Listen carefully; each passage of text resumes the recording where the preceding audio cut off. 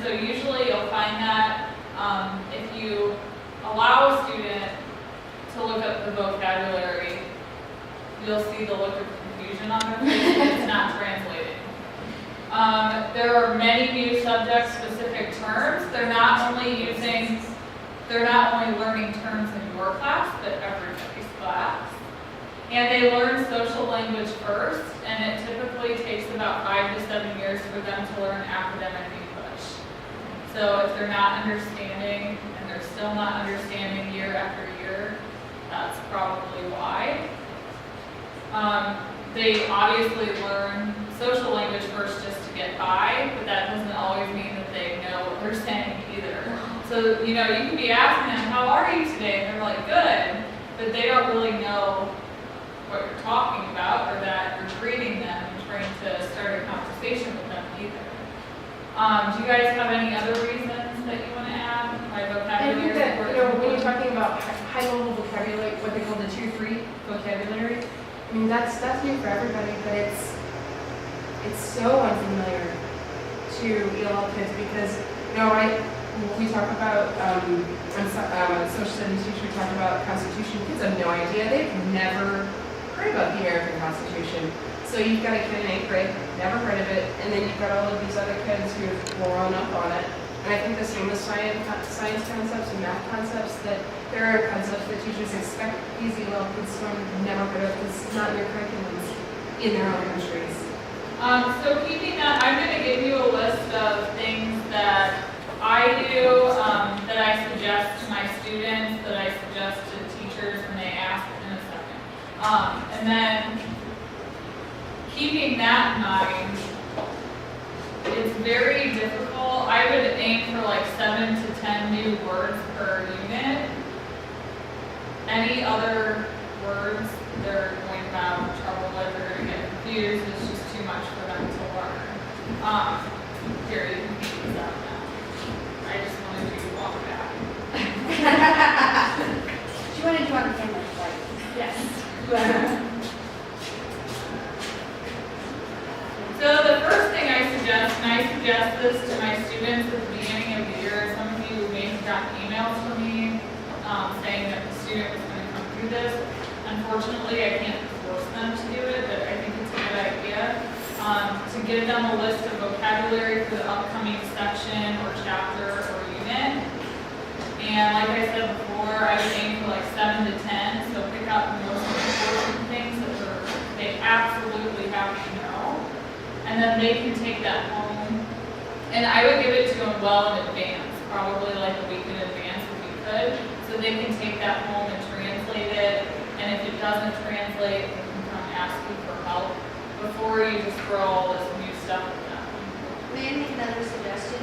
Especially with science, we've got ELL students that come down that have, extremely limited English, and they're, they have to fill out they have to do these worksheets where they have entire experiments. They need to identify the dependent variable, the independent variable, control variables, hypotheses. And that's great, but for one, they can't even read the paragraph.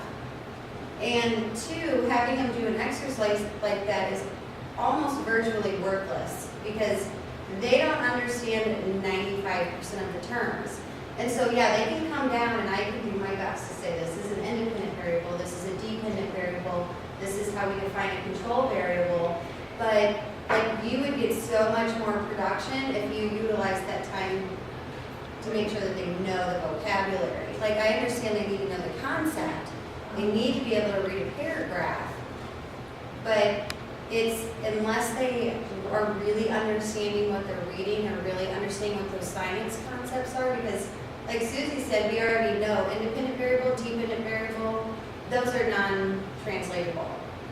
We had to define dependence. They're not middle school. They're not vocabulary terms in these people's other languages. Okay. That's actually what number 3 is. Creator has students create picture flashcards. And then, you can even do that in class. I know you don't have a lot of time in class, but even if you take one class period at the beginning of the unit to do something like that, it's going to benefit every student because I'm sure, over 90% of the class has no idea what's going on anyway. I do that in finance, I have the terms for the chapter, we do a vocab list, but they really don't take books home, because they don't read them, so I gave them on that.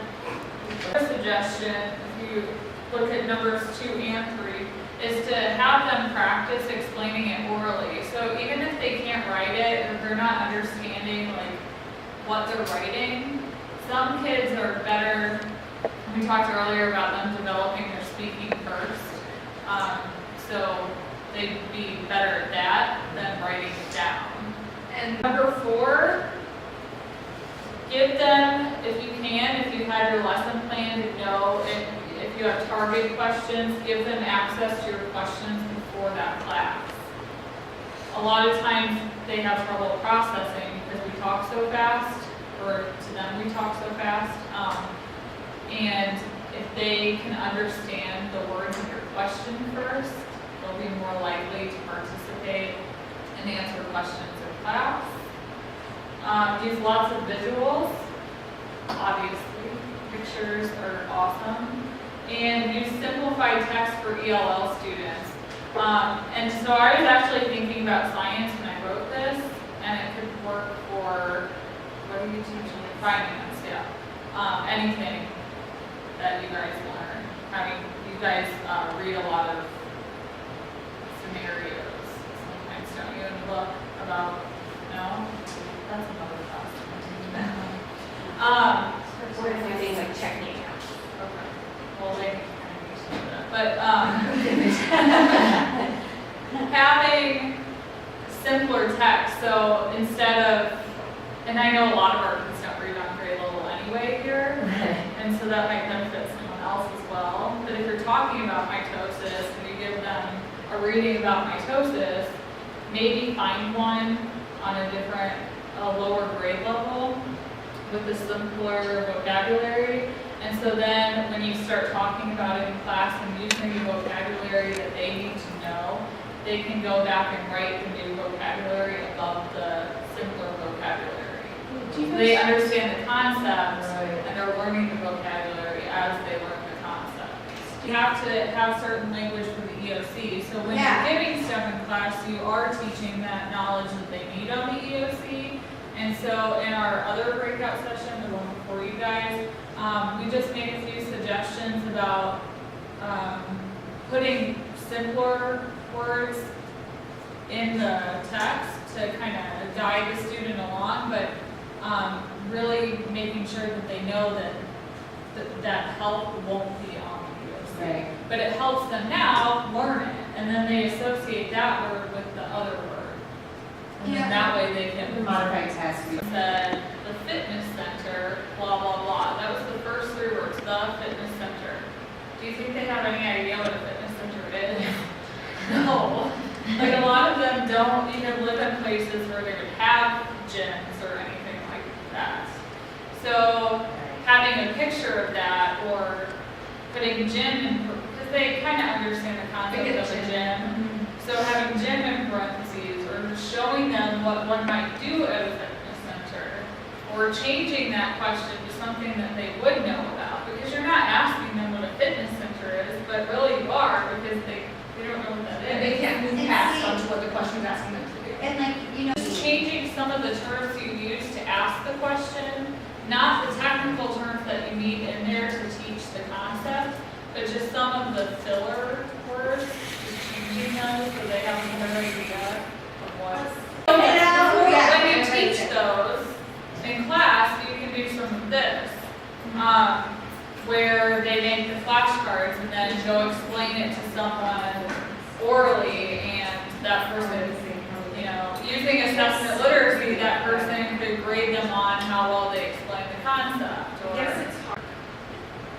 And homework should be for ELL students and for every student, in my opinion, like a review of what you've already done in class, not new material. So even, you might give your students homework about what you learned in class, and that's perfectly acceptable because that's testing their, or assessing their knowledge of what you've already done. But an ELL student might need that exact same thing the first time you give homework. So just take whatever you did in class and give it to them again and say, can you do this on your own at home? So that they get that reiteration of the language and the activity. And hopefully they'll do well on that, and then you can give them something else, something a little different the next time. That might help a little more. And then having the words ahead of time or having the concepts ahead of time, whether they look it up or not, even if it's just seeing them, as someone who has learned another language, when you sit class after class after class in a language that you aren't really all that comfortable with, if none of the words start to sound familiar, I've completely zoned out. If nothing is familiar to me, I'm kind of done. And that's as someone with a college degree and with, as that goes to start to zone out. But if they have a list and are listening for those words, you're like, check these off when you hear them. Whatever, anything that's visual or that you can combine senses with, that even if you don't understand it, just check it when you've heard it. How many times did you hear me say this today? Do you think that's important? Probably, and that's, You probably could have it. yeah, I mean, I don't know, and that's, the big problem we have in the middle school, which is, and what you're going to be getting as they come up, is they come into me and they ask, where are your notes? What notes? Didn't you write anything down? They didn't tell me to. They need someone to look at their face and say, you need to write this down. Everything that's there. Yeah, And I have to do for homework or tests or anything that you give to them, is, it kind of goes along with what SSD tells us to do. If a student is artistically inclined, instead of having them write a paragraph, let them draw. Or if you know they can't write and their writing is terrible, and they can't verbalize or not verbalize, but write down the concept, have them verbalize it to you, have them tell you instead of having them write about it. Because they probably can tell you, they just can't formulate it in sentences to write it down.